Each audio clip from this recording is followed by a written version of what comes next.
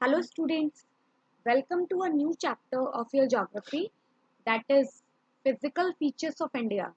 So in this chapter we are going to discuss about the physical features of our country, that is India.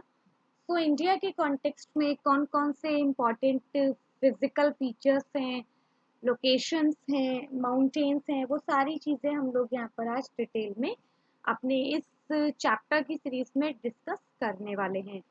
So let's start our chapter physical features of India. So देखिए, हम लोग physical features में हम लोगों को ये पढ़ना है कि हमारा जो कंट्री है इंडिया, अब उसमें इंडिया में कौन कौन से जो मेजर फिजिकल जो नेचुरल फीचर्स हैं, जो नेचर के थ्रू हम लोगों को दिए गए हैं, उसमें कौन कौन सी क्या क्या चीज़ें हैं, वो कहाँ पर इस्टेब्लिश्ड हैं, क्या रीजंस हैं उनके, और वो सारे का सारा जो उसका डिटेल है वो हम लोग आज यहाँ पर बात करेंगे. तो देखिए, फिजिकल फीचर्स में सबसे फर्स्ट यहाँ पर लिखा हुआ है लाइक हिमालयन रेंज है. ठीक है, हिमालयन रेंज हम लोगों को पता है, जो हिमालयन माउंटेन्स हैं, तो Himalayan range. Then Indian desert हैं, है ना, थार डेजर्ट है. देन नदर्न प्लेन्स हैं, जो मैदान है. देन डेक्कन प्लेटू है. देन वेस्टर्न घाट्स हैं एंड ईस्टर्न घाट्स हैं. ओके, तो ये मेजर फिजिकल डिस्ट्रीब्यूशन है फीचर्स का हमारे कंट्री का. तो आज हम लोग इसको डिटेल में बात करेंगे. तो लेट्स स्टार्ट. तो देखिए, मेजर जो फिजियोग्राफिक डिवीजन है इंडिया का, यानी कि जो मेजर जो हमने जो इंडिया को स्टडी करने के लिए उसके डिफरेंट जो कैरेक्टरिस्टिक्स हैं, जो फिजिकल फीचर्स हैं, डेवलपमेंट्स हैं, हमने उसको 5 पार्ट्स में डिवाइड किया हुआ है. There are major 5 divisions of India.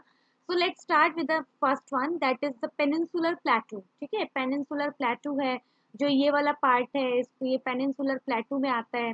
Then northern mountains, ये जो पूरा का पूरा ये वाला पार्ट है, ये पूरा आपका नदर्न माउंटेन्स है, जो हिमालयन रेंज आती है. Okay. Then northern Indian plain है. अब प्लेन क्यों बनते हैं? क्योंकि रिवर्स ऑफ कोर्स अपने साथ सेडिमेंट्स लेके आती होगी, एलुवियम्स लेके आती होगी, तो वो जहाँ पर डिपॉजिट हो जाते हैं तो वो एरिया बहुत फर्टाइल बन जाता है from the point of view of agriculture and the habitation. Then coastal plain region है. कोस्टल प्लेन मतलब जो कोस्ट वाला एरिया है, जो ओशियन बाउंड्री टच करते हैं. तो इंडिया में भी जो इंडियन ओशियन स्टेट है, सॉरी इंडियन ओशियन है, वहाँ पर भी कुछ हमारे स्टेट्स हैं जो उसके साथ अपनी बाउंड्री को, वाटर बाउंड्री को शेयर करते हैं. देन इंडियन आइलैंड्स हैं. तो देखिए, कुछ इंडिया के पास भी अपने आइलैंड्स हैं. आइलैंड्स मतलब क्या होता है? आइलैंड्स मतलब a land mass which is surrounded by the water body from all the 4 sides, यानी कि वो लैंड मास, वो जमीन का टुकड़ा जो चारों तरफ से पानी से सराउंडेड है, घिरा हुआ है, उसको हम लोग बोलते हैं आइलैंड बोलते हैं. और बहुत सारे आइलैंड्स का जो ग्रुप होता है, यानी कि जो ग्रुप ऑफ आइलैंड्स होते हैं, उनको हम आर्कीपेलेगो बोलते हैं. ओके. और the water, the land mass which is surrounded by the water from 3 sides, उसको हम लोग पेनिनसुला बोलते हैं, पेनिनसुलर एरिया बोलते हैं. ओके. तो ये कुछ मेजर डिविजन्स हैं इंडियन लैंडमार्क्स के बारे में. तो आज हम लोग इसको बात करते हैं. तो 5 पार्ट्स में हम लोगों ने डिवाइड किया है. हमको अपने चैप्टर में इसी को बहुत डिटेल में आगे डिस्कस करना है. तो हम लोग अब स्टार्ट करते हैं इसको आगे. और हाँ, इंडियन डेजर्ट्स हैं. इंडियन डेजर्ट्स भी, डेजर्ट्स मतलब ये जो हम लोगों के यहाँ पर राजस्थान में जो थार डेजर्ट वाला एरिया है, जो बहुत ड्राई विंड्स वहाँ पर ब्लो करती हैं, बहुत ड्राई रीजन है, तो वो डेजर्ट वाला एरिया है. ठीक है, वहाँ पर जो वेजिटेशन है वो भी उसी अकॉर्डिंग है, लाइक बबूल, कीकर, है ना, और यूकेलिप्टस, तो वो उसी तरीके की वहाँ पर ग्रो होती है जैसे वहाँ पर वाटर की अवेलेबिलिटी है. ठीक है. और आइलैंड्स में भी मैं आपको बता देती हूँ, जैसे इंडिया के पास मेनली 2 आइलैंड ग्रुप्स हैं. एक तो है जो अरेबियन सी में है, जो वेस्टर्न साइड है इंडिया का, जो मतलब वेस्टर्न जो वाटर बॉडी है. तो वेस्टर्न जो देखिए, ओवरऑल तो ये इंडियन ओशियन है, लेकिन फॉर द कन्वीनियंस इसमें हम लोगों ने ओशियंस में से 2 सी बॉडी के नाम रखे हैं. तो जो वेस्टर्न साइड में लाई करता है, that is the Arabian sea, वो अरेबियन सी है. और जो ईस्टर्न साइड में वाटर बॉडी है, that is the bay of Bengal. ठीक है. एक चीज मैं आपको और क्लियर कर देती हूँ कि देखिए, अब आई थिंक आपको पता होना चाहिए, मतलब कि which is the north direction, south direction, east and west direction. तो बट मैं आप लोगों को फिर से बता देती हूँ.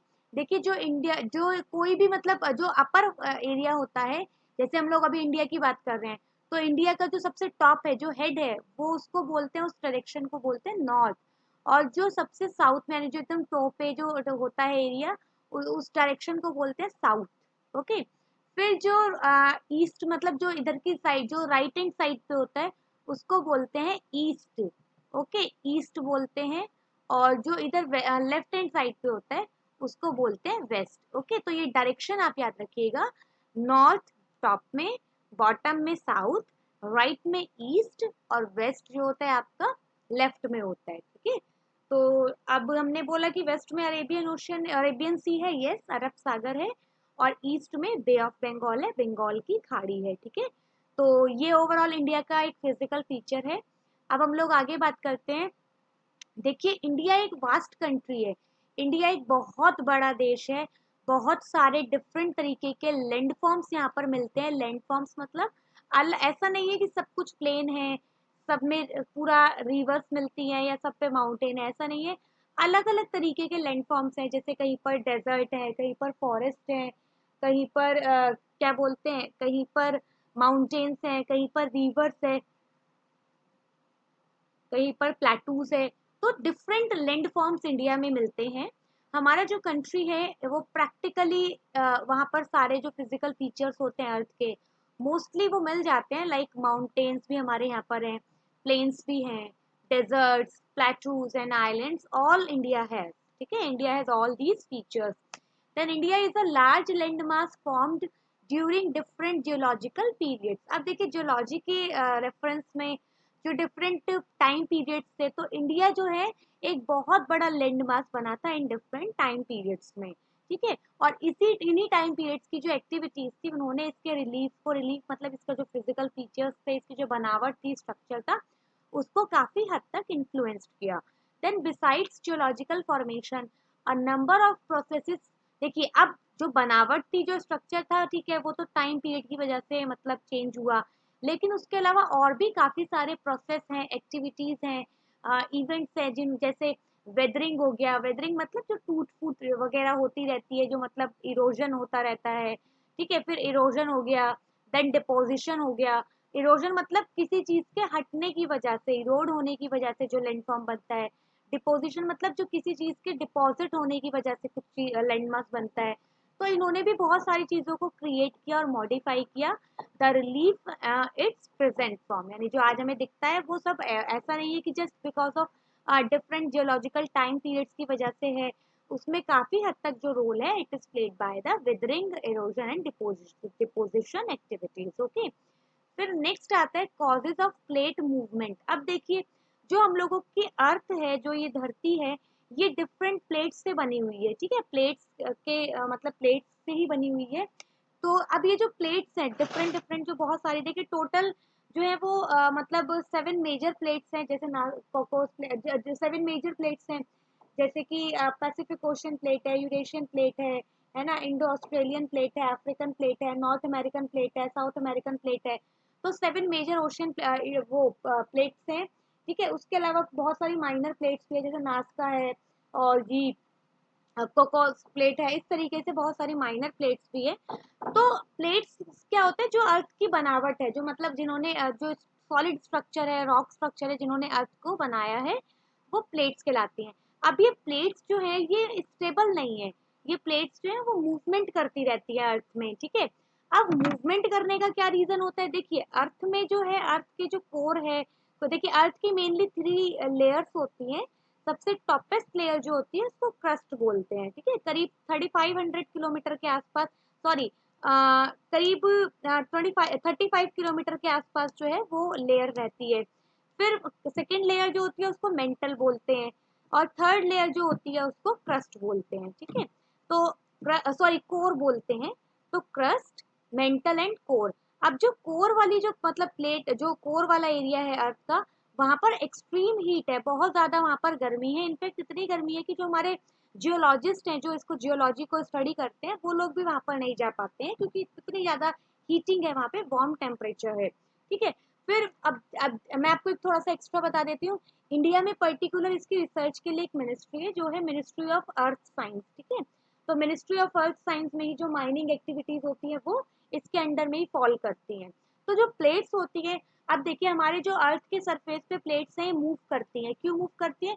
क्योंकि बहुत ज्यादा इंटेंस हीट है अर्थ के कोर में, ठीक है। अब हीटिंग की वजह से क्या होता है, जब टेम्परेचर हाई होगा तो जो मॉल्टन रॉक है मेंटल लेयर में, मेंटल लेयर कौन सी है, मैंने आपको सेकेंड नंबर पे जो लेयर है क्रस्ट और कोर के बीच में, उसकी वजह से क्या होता है, हीटिंग की वजह से जो मॉल्टन रॉक्स है, मतलब यहाँ पर थोड़ा सा लिक्विड पार्ट है, वो मूव करने लगता है। जो मेंटल लेयर में जो रॉक्स है वो हल्का सा मूव करने लगती है, और ये जो मूविंग पैटर्न होता है इसको बोलते हैं कन्वेक्शन सेल, इसको कन्वेक्शन सेल बोलते हैं। और यही जो सेल्स होते हैं, जो ये कन्वेक्शन सेल्स होते हैं, ये कब बनते हैं, जब वार्म मटेरियल्स जो होता है वो राइज होता है, यानी जो भी अर्थ के अंदर जो भी मतलब हीट की वजह से जो मटेरियल है वो गर्म होता है, फिर ऊपर उठता है, फिर ठंडा होके फिर से वो सिंक डाउन हो जाता है, और फिर जब वो सिंक डाउन हो जाता है फिर से गर्म होता है और फिर से राइज होता है। तो ये एक्टिविटी बार बार चलती है, ये मूवमेंट बार बार होता रहता है कि वो जो मॉल्टन मैग्मा जो होता है हीटिंग की वजह से वो बार बार ऊपर नीचे मूव करता रहता है।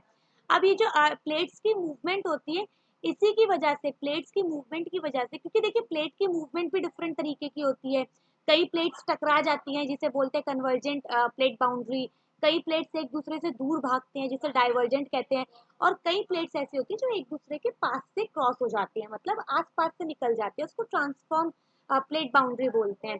तो इनकी ये जो मतलब अर्थ के अंदर जो एक्टिविटीज हो रही है, प्लेट्स की मूवमेंट हो रही है, इसकी वजह से अर्थ पर कुछ स्ट्रेसेस पड़ते हैं, ठीक है, प्लेट्स में स्ट्रेस पड़ता है, और इसी की वजह से जो कॉन्टिनेंटल रॉक्स होती हैं अर्थ के ऊपर, ठीक है, और वो रॉक्स जो होती है वो कभी फोल्ड हो जाती है। अब डिपेंड होता है ना कि एक्टिव मूवमेंट कौन सा हो रहा है, डाइवर्जेंट हो रहा है, डाइवर्जेंस हो रहा है, कन्वर्जेंस हो रहा है, या फिर ट्रांसफॉर्म, मतलब आसपास से निकल टकरा रही है तो हो सकता है अर्थक्वेक आ जाए, दूर भाग रही है तो वहां पर फॉल्ट क्रिएट हो जाएगा, है ना। तो folding, faulting and volcanic activity इन्हीं प्लेट्स की वजह से होती है। देन अब आता है देखिए tectonic plate theory. Tectonic plate theory जो थी ये इट वाज गिवन इन 1912, एक साइंटिस्ट थे एल्फ्रेड वेगनर, उनकी ये थ्योरी बहुत फेमस हुई थी। उन्होंने कहा था कि जो अर्थ में प्लेट्स हैं, ये प्लेट्स जो होती है वो मतलब मूव करती है क्यों, ऑफ द अर्थ के लिथोस्फेयर में। देखिए जो टेक्टोनिक प्लेट थ्योरी है, इसने बताया कि जो लार्ज स्केल मोशन है अर्थ के लिथोस्फेयर का मतलब होता है अर्थ का जो क्रस्ट है, ठीक है, अर्थ का क्रस्ट प्लस जो अपर मेंटल लेयर है, अर्थ का क्रस्ट प्लस जो अपर मेंटल लेयर है, उसको हम इन दोनों को मिला के हम लोग बोलते हैं लिथोस्फेरिक प्लेट या लिथोस्फेयर बोलते हैं, ठीक है। तो याद रखिएगा, crust plus upper mantle is equal to lithosphere. तो इन्होंने कहा लिथोस्फेयर में बहुत बड़ा मूवमेंट होता है, और ये क्यों होता है, कॉन्टिनेंटल ड्रिफ्ट पे इन्होंने अपनी थ्योरी को बेस्ड किया कि इसकी कॉन्टिनेंटल ड्रिफ्ट की वजह से ही बहुत सारे कॉन्टिनेंट्स जो हैं वो बने हैं, जो आज हमें कॉन्टिनेंट्स दिखते हैं ना, north America, south America, Africa, Europe, Asia, Australia, Antarctica. तो जो 7 कॉन्टिनेंट्स हैं, ये इसी की वजह से, क्योंकि कॉन्टिनेंट्स ड्रिफ्ट हुए थे करीब मिलियंस ऑफ ईयर्स अगो, यानी बहुत करीब लाखों साल पहले, अरबों साल पहले, करोड़ों साल पहले, जो ये कॉन्टिनेंट्स थे ये एक ही हुआ करते थे, लेकिन कॉन्टिनेंटल ड्रिफ्ट की वजह से, प्लेट मूवमेंट की वजह से कॉन्टिनेंट्स एक दूसरे से अलग हो गए। इसी को कॉन्टिनेंटल ड्रिफ्ट थ्योरी बोलते हैं। हालांकि बाद में इनसे पूछा गया, एक्सप्लेनेशन मांगा गया वेगनर से कि ये जो कॉन्टिनेंट, ठीक है हम मान लेते हैं कि जो आज की डेट में कॉन्टिनेंट्स हैं, हम देखते हैं जो अफ्रीका का मैप है, जो एशिया का मैप है, जो नॉर्थ अमेरिका का ग्लोब है, ठीक है, वो आज की डेट में है क्योंकि कॉन्टिनेंट ड्रिफ्ट हुए थे कभी। लेकिन ड्रिफ्ट होने का रीजन क्या था, ये वेगनर जो थे वो एक्सप्लेन नहीं कर पाए थे, ठीक है। इन्होंने बोला था कि मे बी शायद जो ग्रेविटेशनल फोर्स है मून की अर्थ पे, उसकी वजह से। लेकिन देखिए ग्रेविटेशनल फोर्स इतनी पावरफुल नहीं हो सकती कि वो कॉन्टिनेंट्स को ही ड्रिफ्ट कर दे। फिर बाद में और साइंटिस्ट, जो अदर साइंटिस्ट आए थे, उन्होंने इसको एक्सप्लेन किया था और बताया था कि प्लेट की जो मूवमेंट, यानी जो कन्वेक्शन सेल्स हैं अर्थ के सरफेस के नीचे, वहां पर वो सेल्स जो है एक्टिव रहते हैं, और वो सेल्स की मूवमेंट की वजह से कॉन्टिनेंट्स ड्रिफ्ट कर जाते हैं। तो अब प्लेट बाउंड्रीज है, अब देखिए प्लेट बाउंड्रीज मैंने आपको बताई है कि there are mainly 3 types of plate boundaries. तो कौन कौन सी है, नंबर 1 हो गई आपकी convergent plate boundary, then second one is the divergent plate boundary, and third one is the transform boundary. तो कन्वर्जेंट बाउंड्री में क्या होता है, जो दो आसपास प्लेट्स होती है, जो दो टू एडजेसेंट प्लेट्स होती हैं, वो प्लेट्स क्या करती है, टेक्टोनिक प्लेट्स मूव करती है टूवर्ड्स ईच अदर, यानी जब दो प्लेट आपस में आके मिलती हैं, टकराती हैं, उस जो वो मूवमेंट होता है उसको बोलते हैं कन्वर्जेंट प्लेट बाउंड्री या कन्वर्जेंट प्लेट मूवमेंट। ठीक है, फिर डाइवर्जेंट बाउंड्री में क्या होता है, यहाँ पर जो दो आसपास प्लेट्स होती हैं वो एक दूसरे से दूर भागती हैं। ठीक है, एक दूसरे से दूर भागती हैं। उधर कन्वर्जेंट में तो क्या था, कन्वर्ज हो रही थी। ठीक है, यहाँ पर प्लेट्स जो थी वो एक दूसरे के आस पास आ रही थी।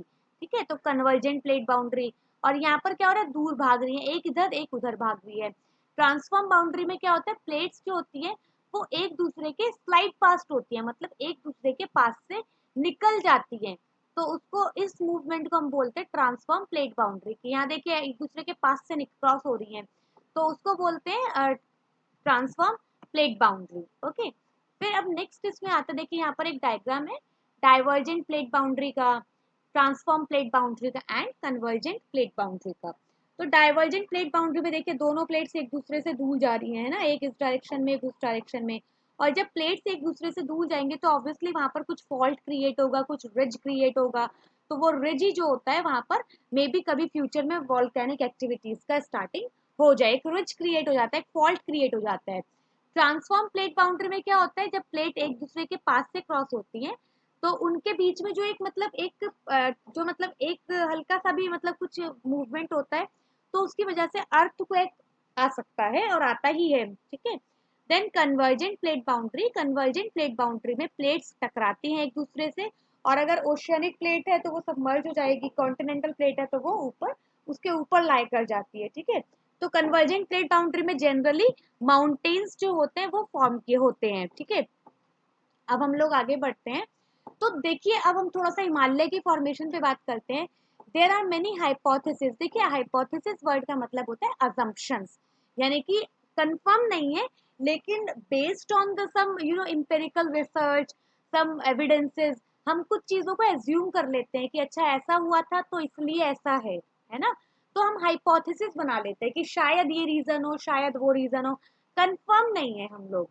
तो हाइपोथेसिस यानी अजम्पशंस जो हैं बहुत सारी है, किसके बारे में, हिमालय के ओरिजिन के बारे में, कि हिमालय जो आज हम देखते हैं इतना जो मतलब हाईएस्ट माउंटेन है, ये कैसे बना था, क्या ये स्टार्टिंग से यहाँ था या क्या प्रोसेस था इसके उसके फॉर्म होने के पीछे।